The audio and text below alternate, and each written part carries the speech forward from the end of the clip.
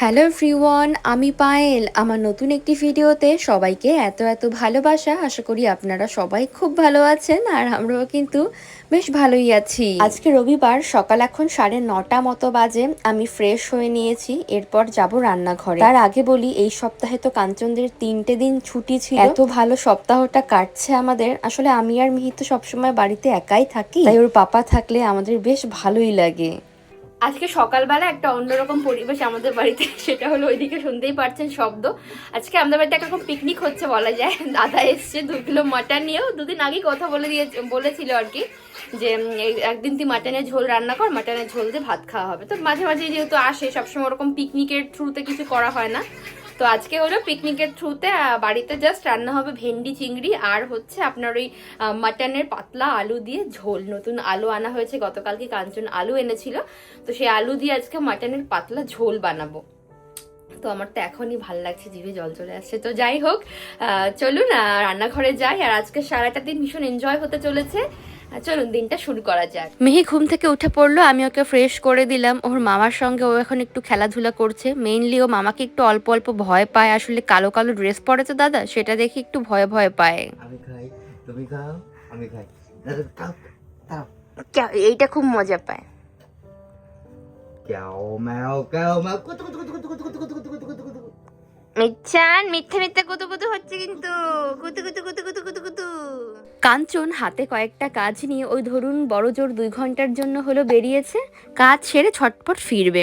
তো সকালবেলা যেহেতু দাদা চা কফি কিছুই তেমন খেয়ে আসেনি, তাই আমি বললাম 2 কাপ কফি তৈরি করি। এখন শুধু আমাদের দুজনের জন্য। কাঞ্চন এলে ওরটা পরে গরম গরম বানিয়ে দেব। চা কফি তো আমি কখনোই তেমন একটা খাই না, তা আপনারা অনেকেই জানেন। মাঝে মাঝে শখ করলে একটু খাওয়া হয়, এই যা। আর কেউ সঙ্গ দিলেও ভালো লাগে। যাই হোক, এখানে মাংসগুলো আমি ভিজিয়ে রাখবো। দাদা গতকাল রাতেই বললো মাংসগুলো এনে রেখেছে, অনেকটাই নরম হয়ে গিয়েছে, তাই একটুখানি গরম জলে ভিজিয়ে রাখলেই ব্যাপারটা সুন্দর মতো সেট হয়ে যাবে।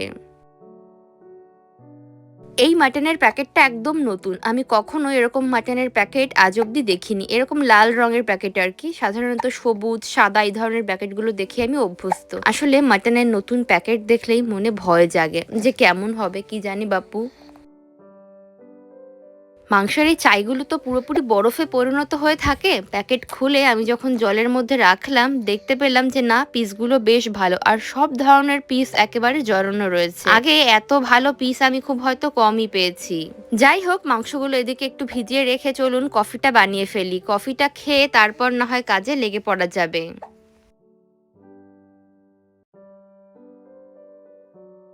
শুক্রবার রাতেই দাদাকে বলেছিলাম একটু তাড়াতাড়ি আসিস। আসলে খাসির মাংস সিদ্ধ হবে, রান্না করো, সেটা কষাও, অনেক টাইম সাপেক্ষ ব্যাপার। তো ওই কারণে একটু সকাল সকাল এলে কি হয়, দুপুর দুপুর নাগাদ খাবারটা খাওয়া যাবে। কিন্তু ও বেচারা কি করেছে, বেশ অনেকটাই দেরিতে এসেছে। প্রায় 11:30 নাগাদ মাংস নিয়ে ঘরে এসেছে। তো বুঝতেই পারছেন, ছুটি সেও কাটাচ্ছে, তাই একটু ল্যাদ খাচ্ছিল আর কি। বেশ চলুন, এদিকে আমার কফিটা বানানো হয়ে গিয়েছে। আমি এবার যে কফিটা এনেছি এটা না বেশ স্ট্রং, তাই পরিমাণে একটু কম দিতে হয়, না হলে বেশি পড়ে গেলে একটু তিতকুটে ভাব চলে আসে।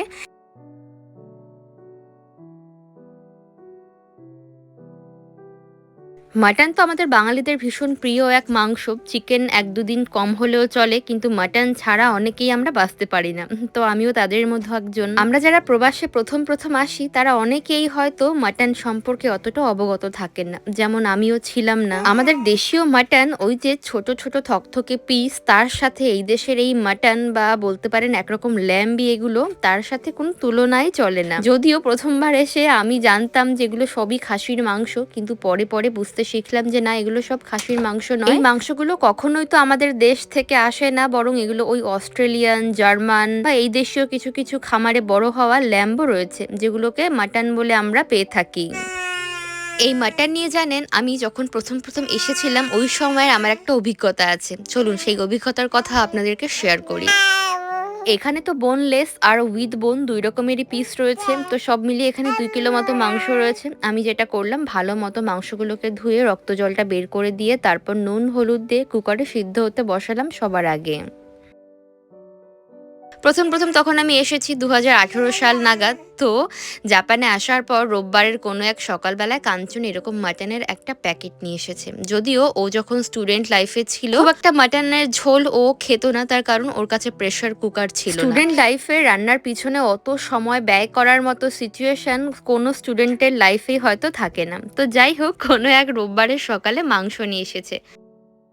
সেই সময় আমাদের কাছে প্রেসার কুকার ছিল, কিন্তু আমি ছোটবেলা থেকে দেখে এসেছি আমার মা ওই যে প্রেসার কুকারে নয়, বরং একদম সুন্দর কাঠের উনুনে সুন্দর মতো মাংস কষিয়ে কষিয়ে রান্না করে। যেদিন আমাদের বাড়িতে মাংস আসতো আমি দেখেছি মার প্রচুর টাইম লাগতো রান্না করতে। দাঁড়ান, তার আগে ভেন্ডিটা আমি রান্না করে নিই। এগুলো ফ্রোজেন ভেন্ডি। দাদা, আমি, কাঞ্চন আমরা তিনজনই চিংড়ি ভেন্ডি বা ভেন্ডির যে কোনো প্রিপারেশন খেতে খুব পছন্দ করি, তাই মাংসের সঙ্গে আজকে টক ডাল হলেও ভালো হতো, তবে ভেন্ডিটা আমি বেছে নিয়েছি। যাই হোক, এখানে ভেন্ডিটা দিয়ে ভালো মতো চিংড়ি মাছের সাথে আমি একটু ভেজে নেব। তারপরে বেসিক যে মশলাগুলো, একটু নুন হলুদ গুঁড়ো অ্যাড করব। ওই সময় আমি সবে এই দেশে এসেছি। এখানকার খাবার দাবার সম্পর্কে আমার তো একেবারেই অভিজ্ঞতা নৈব চ।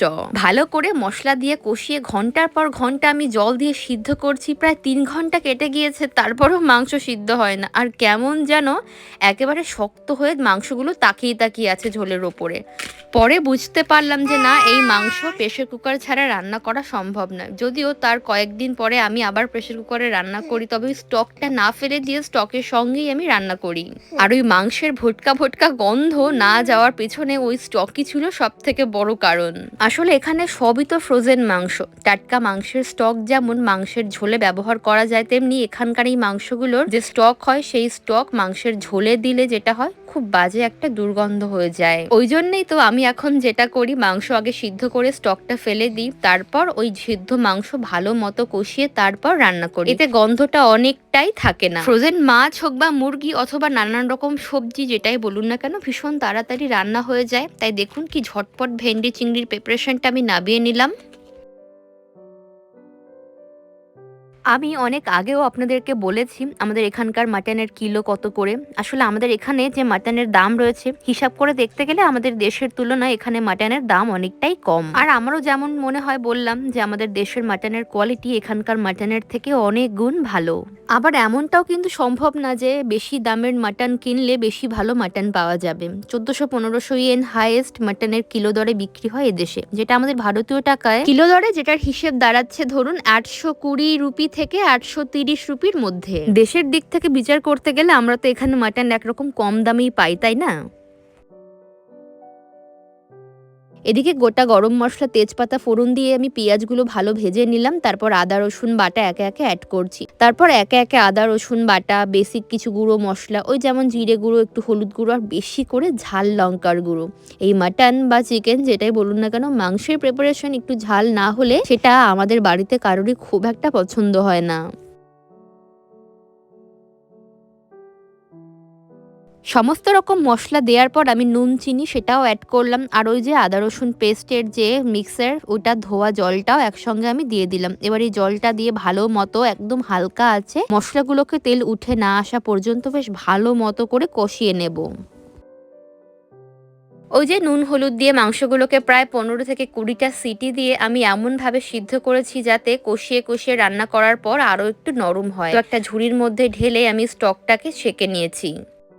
সিদ্ধ মাংসগুলোকে কষানো মশলার মধ্যে দিয়ে এবার ভালো মতো সমস্ত জায়গায় মশলাগুলোকে মাখিয়ে নিয়ে বেশ অনেকক্ষণ অবধি বেশ জল দিয়ে কষিয়ে নেব। এই মুহূর্তে যেমন সিদ্ধ আছে, কষাতে কষাতে আরো একটু সিদ্ধ হয়ে যাবে। তবে আজকাল অনেক বন্ধুর মুখে শুনেছি নাকি এদেশের কান্ট্রি সাইড গুলোতে বেশ কিছু এশিয়ান, বাংলাদেশি বা নেপালি গ্রসারি শপ রয়েছে যেখানে একদম ফ্রেশ মাটন কেটে বিক্রি হয়। তবে ওরকম ভাবে আমাদের দেশে হাটে বাজারে যেমন মাংস ঝুলিয়ে বিক্রি হয় অমন তো হয় না, সেটাও শেষমেশ ফ্রোজেনই করে, কিন্তু তুলনামূলক এর থেকে অনেকটাই ভালো আর অনেকটাই ফ্রেশ।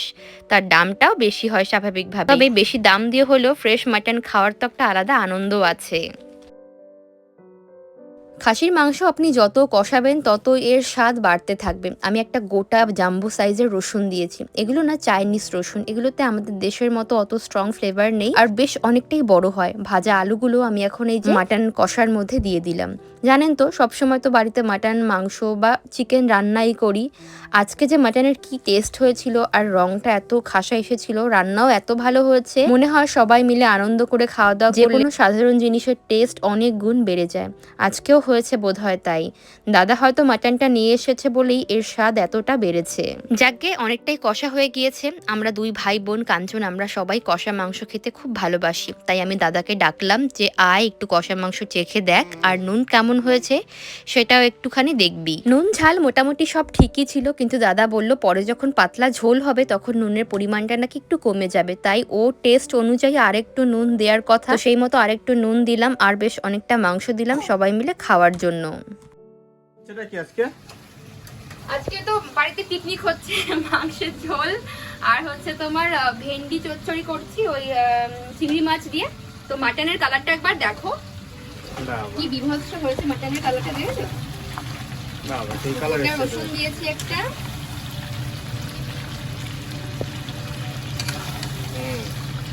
আর কত সময় লাগবে?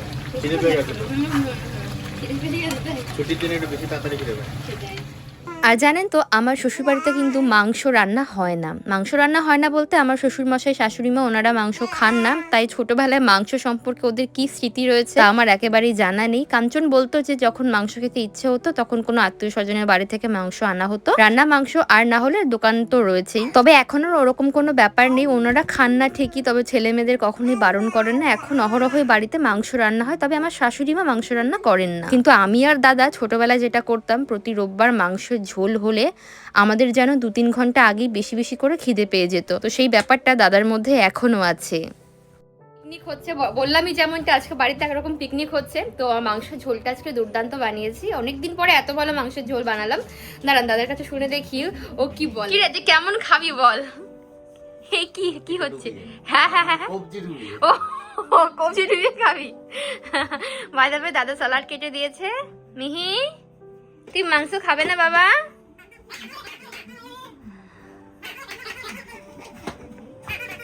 তো চলুন, এখন অনেকটাই বেলা হয়ে গিয়েছে, ও মাংস আনতে আনতে অনেকটাই দেরি করে ফেলেছিল। আসলে ছুটির দিন তো তাই সবাই একটু শুয়ে টুয়ে থাকে, ল্যাদ খায়। তো যাই হোক মাংস গরম হয়ে গিয়েছে, আমি এখন গরম গরম ভাতটা বাড়বো।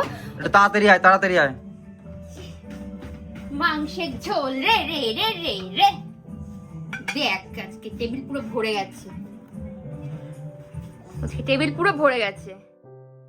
ডাইনিং টেবিলে আমি 3টে প্লেটে ভালো মতো ভাত বেড়ে নিয়েছি। তো ছুটির দিনে এরকম ভাবে জমিয়ে একসঙ্গে সবাই পাত পেরে খাওয়ার মজাই আলাদা। বাড়িতে যখনই খাসির মাংস রান্না হয় মায়ের মতো কোনোদিনই হয় না, তবে আজকে মাংসটা একদম জবরদস্ত হয়েছিল। আমার মায়ের পরে যদি কেউ থাকে সে হলাম আমি, যার রান্না খেতে আমার দাদা খুব ভালোবাসে।